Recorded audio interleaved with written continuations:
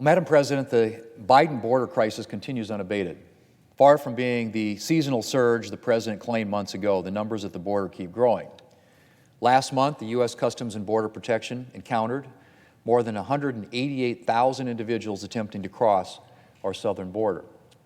That's not only the highest number seen so far this year, that's the highest monthly number in 21 years.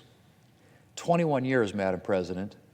In all, Customs and Border Protection has had more than 1.1 million encounters along our southern border so far in fiscal year 2021. And we still have 3 months to go. In fiscal 2019, by comparison, the year before COVID, total encounters for the entire fiscal year were under 980,000 individuals. We have a border crisis, Madam President, a crisis that President Biden seems unable or unwilling to address. And Madam President, as massive as those numbers I've mentioned are, they don't take into account those individuals who are sneaking across the border without being apprehended. Some of them are no doubt individuals who are looking for a better life. Others are almost undoubtedly criminals engaged in the kind of illicit activities that we have to combat along our southern border: human trafficking, drug smuggling, and others. In June, Customs and Border Protection seized more than 1,000 pounds of fentanyl along our southern border, an incredibly dangerous drug that some have pushed to classify as a weapon of mass destruction. That's more fentanyl than was seized in that area in the previous 3 Junes combined. And what has the Biden administration been doing to deal with the crisis along our border? Well, not much. There's been no move to reinstate the national emergency designation for our southern border that President Biden canceled after he took office. There's no meaningful plan for stopping the flood of illegal immigration and enhancing security along our southern border. There's no move to reinstate funding for the congressionally mandated border wall that President Biden canceled. In fact, the President is apparently contemplating ending Title 42, which has allowed the government to immediately remove apprehended individuals in order to help manage the COVID crisis. That's right. At the same time, the CDC is expanding its masking guidance for Americans. The administration is contemplating ending a measure to help stop COVID-infected individuals from entering the United States. And I haven't even mentioned the fact that apparently the administration's released tens of thousands of individuals into the United States without court dates, many of whom have failed to show up at immigration and customs enforcement offices as directed.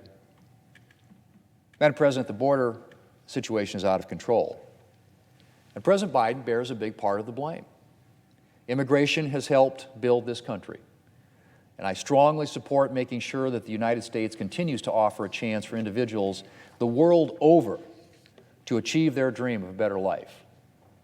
I also support temporary worker programs like the H-2B visa program that allow individuals from other countries to come here for a limited time period to work and for the economic opportunity and then return to their home countries. I also support a solution that would allow dreamers to stay in the United States if such a solution is developed in the context of immigration reform and enhanced border security. But, Madam President, we cannot have endless floods of illegal immigration.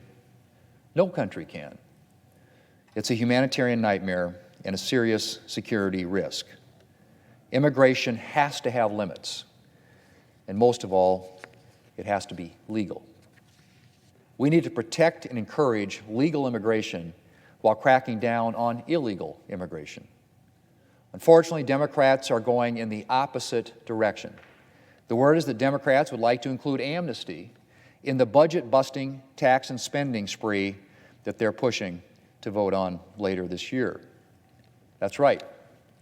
With a serious humanitarian and security crisis along our southern border, Democrats want to include amnesty in their spending plan. I can only imagine that this will encourage thousands more to make the dangerous trek to and across our southern border. Not to mention how such a policy would undermine respect for the rule of law. Madam President, I wish I could say that I see some light at the end of the tunnel when it comes to the border. But if the Biden administration continues along its current path, I fully expect this security and humanitarian crisis to continue. I can only hope that President Biden will recognize the problems his policies, or lack thereof, are causing before too many more individuals suffer the consequences. Madam President, I yield the floor.